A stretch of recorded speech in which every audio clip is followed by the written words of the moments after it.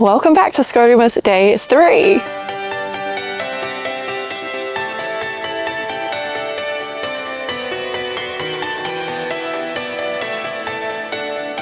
Today we're going to be working on the squat, another very common exercise and a movement I think we should all be able to do properly and with a little bit of awareness of what our scoliosis is up to. So for today's class, we're just going to need a chair. Let's just discuss the squat quickly. This is a lower body knee dominant movement that is going to be working primarily your quad muscles. However, it is a compound movement, which means that it's working a lot of different muscles throughout your body, including your glutes, your core, and your back. With this exercise, proper form is so important because it can put a lot on your knees and your hips, especially if it's not being performed correctly. But this is a movement you do every day. When you sit up and down from a chair or get up and down from the sofa, you're essentially doing a squat. So let's just talk about proper form properly before we get into the scoliosis consideration. With your squat, I like to have my feet out a little bit wider, especially if you're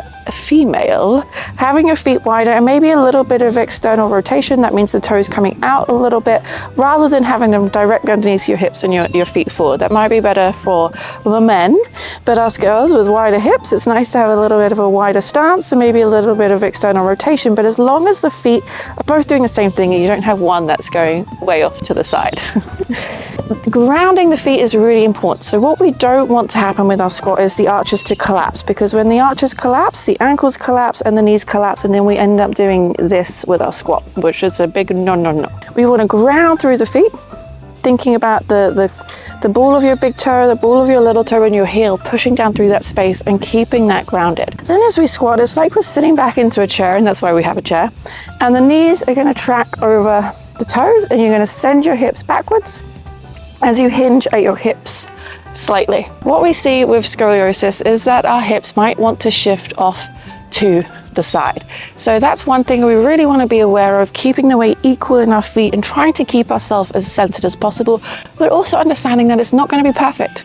Our spines are asymmetrical, which means our squats to some degree are going to be asymmetrical, and that's just the way that it is, but we're just trying to do our best to hold it as symmetrical as possible. So what we're going to do with the chair is just have it behind us, and I'm going to give you the option, if you're new to squats or you know that they hurt your knees or your lower back, maybe just hold the back of the chair and you're just going to do a little squat where you're just going to bend into your knees slightly and push the hips back behind you, keeping length in your spine, and then standing back up. You can squeeze your glutes, squeeze your core at the top.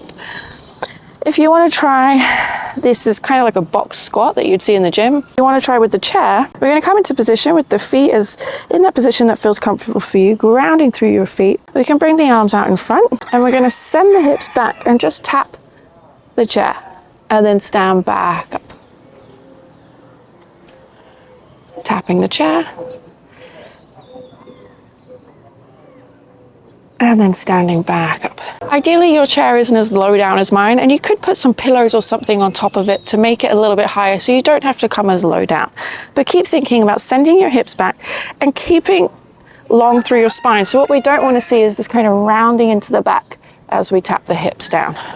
We want to keep that nice, long, neutral spine. You can take your hands onto your hips as well.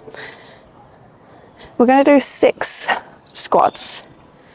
So I'm going to do 2 more, sending the hips back, tap the bum down to the chair, and then standing back up. I like to squeeze my glutes, squeeze my core at the top. Think about your standing scoliosis corrections.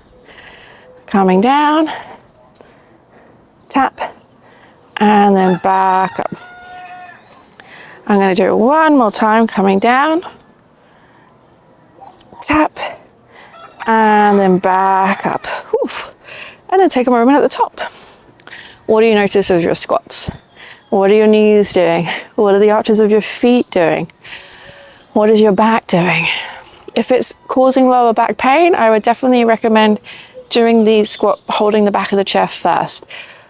Squats are going to require a level of leg strength and core stability, so Sometimes it's not the most beginner friendly, especially since we haven't had a chance to actually warm up properly first.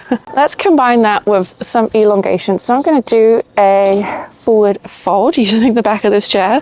This chair is not ideal, but I'm on a rooftop in Mexico and this is all I could find. I'm going to take the back of the chair, I'm going to hinge at my hips as I walk backward, try and get a nice flat back and stretch it out.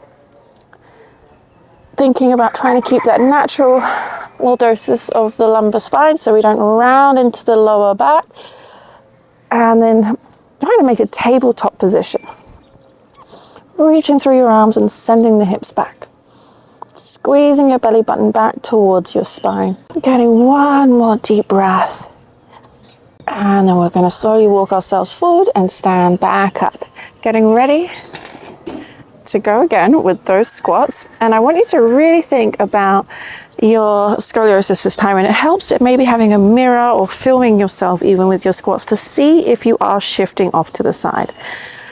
So feet prepared, you can have your hands on the hips. I do like this to help keep elongation in the spine. It's like a little bit of support for your back.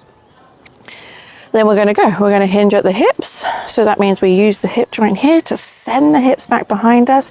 We keep the knees stacking over the toes without letting the knees and the arches collapse. We tap the hips to the chair, and then we stand slowly back up, squeeze the glutes, squeeze the core, standing scoliosis corrections. Coming down and trying to keep the weight equal in your feet. And are your hips shifting off to the side? If so, we're just trying to keep them as centered as possible, and that takes practice. It's not easy, and like I said, it's not going to be perfect, so don't beat yourself up about it. Just do the best you can. I'm going to do 3 more, and then we're going to come back into that elongation. Woo. Building strong legs, so important for our daily life. Getting up and down the stairs, running after your children or your pet. Okay, I'm going to do 1 more just for luck. Coming down, and then back up. Nice, okay, and then I'm going to come straight back into that forward fold. Let's get that elongation. Hand on the chair, you can walk yourself back, hinge at your hips, lengthen through your spine. 3 deep breaths here before we do that squat set 1 more time.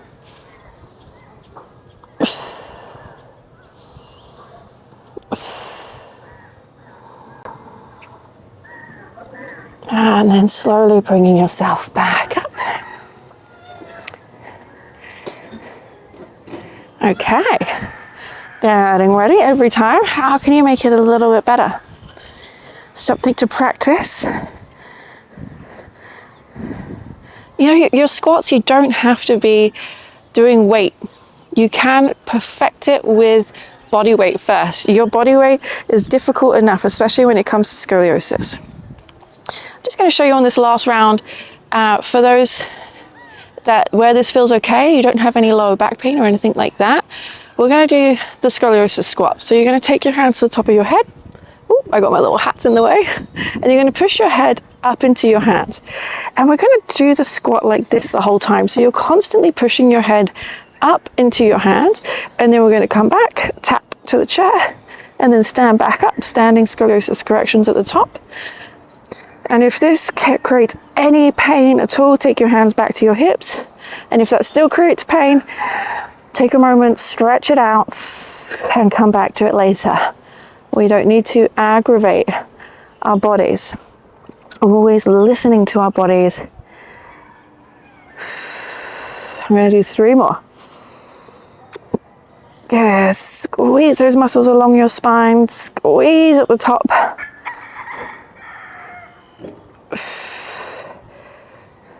One more. Oof. And then taking a rest. I'm going to come back round for that forward fold 1 more time. Tabletop position, hinging at your hips, trying to keep the natural lordosis of your lower back. And we're just decompressing the spine. Ideally, your hands are a bit higher up than mine. Like I said, this chair is a little bit low down. Let's get one more big deep breath here. And then slowly make our way back up. Whew. Good, nice job. Well done, everyone. I hope that helped to clear up squats a little bit. Always practice proper technique first before using any weight, especially a dumbbell or a barbell. Here is the first word for the competition. It is festive. Write that one down so you're in it to win it. Good work today, and I'll see you tomorrow.